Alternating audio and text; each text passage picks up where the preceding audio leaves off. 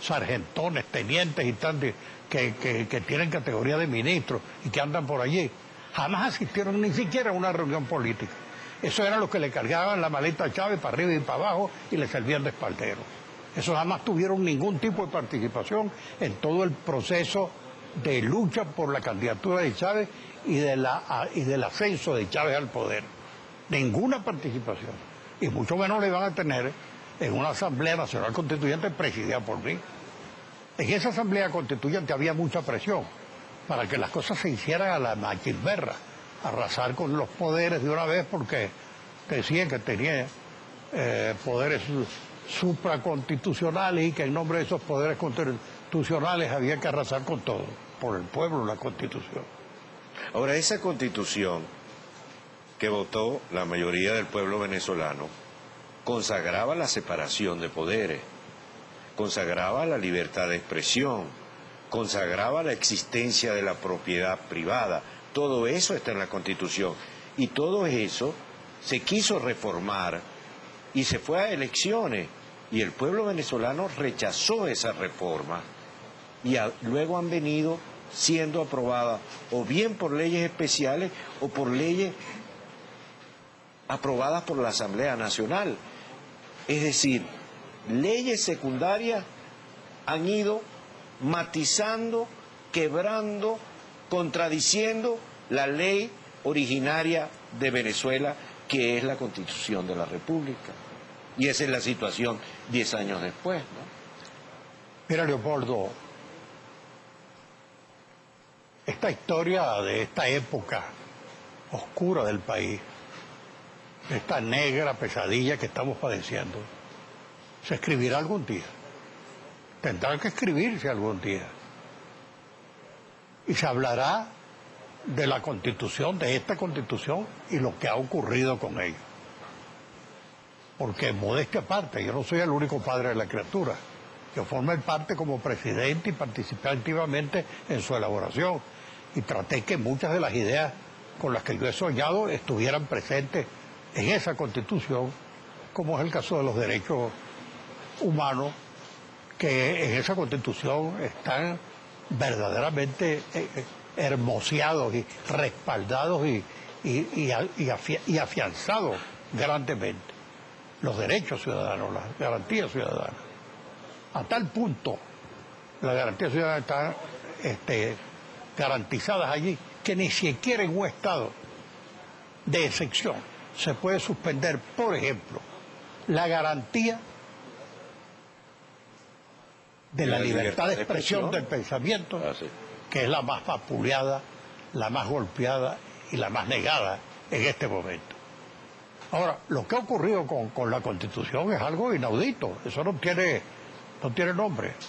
Para darte pocos ejemplos, por ejemplo, para decirte algo, la Constitución afortunadamente tiene un artículo, creo que el 25, no me recuerdo en este momento, que establece que todo acto ejercido por el gobierno en función de poder y que choque con la Constitución es nulo de toda nulidad. Ese es un principio. Y eso está ahí. A pesar de que se viole, está ahí ese artículo. Sin embargo, aquí le propuso al país que hiciera un acto inconstitucional, un acto írrito, que era la primera reforma. La reforma que culminó el 2 de diciembre. Ese es un acto inconstitucional, porque ese acto proponía modificar la estructura del Estado. Y la estructura del Estado está dada por su definición, que lo dice el artículo 6.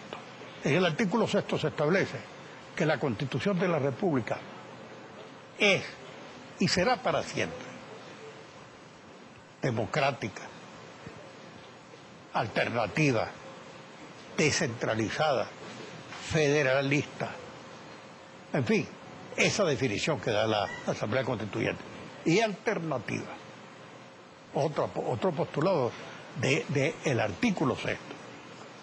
¿Qué pasa con ese artículo? Que todas las disposiciones que se refieren tanto a la enmienda como a la reforma establecen que ellas pueden hacerse pero sin tocar la estructura de la Constitución. Claro, el espíritu, la razón, el propósito de eso. Su estructura lo dice con esas palabras, que todo, que está ahí definida como una estructura, ¿no?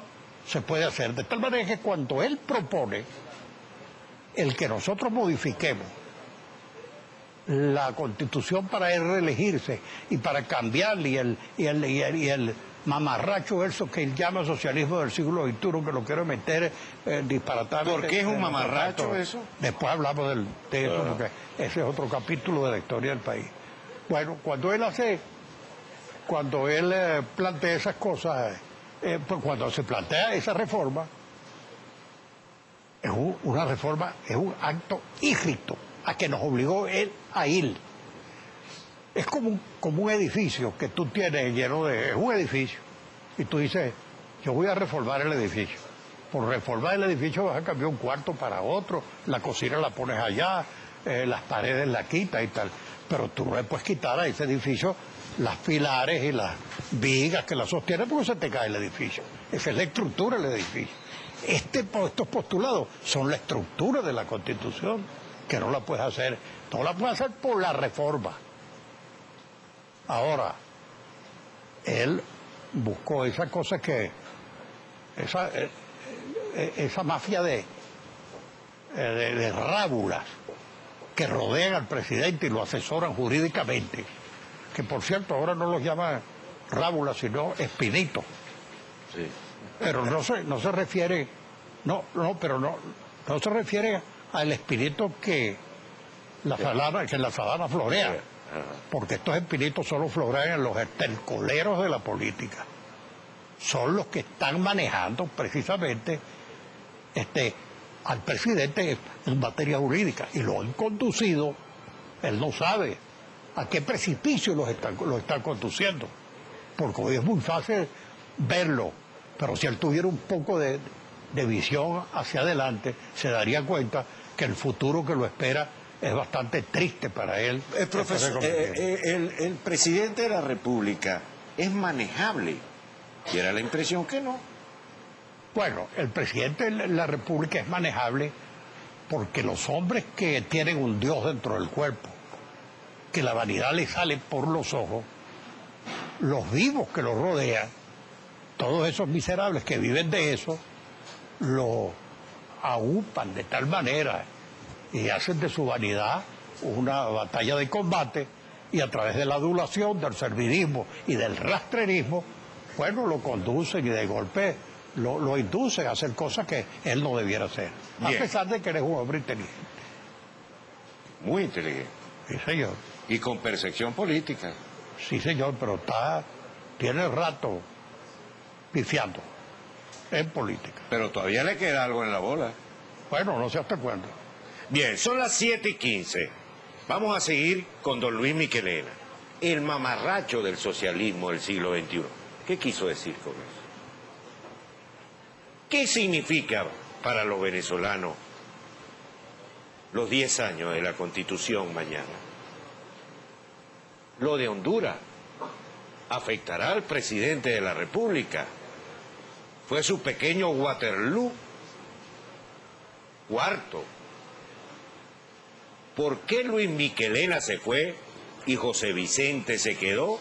Breve pausa y seguimos. ¡Otra!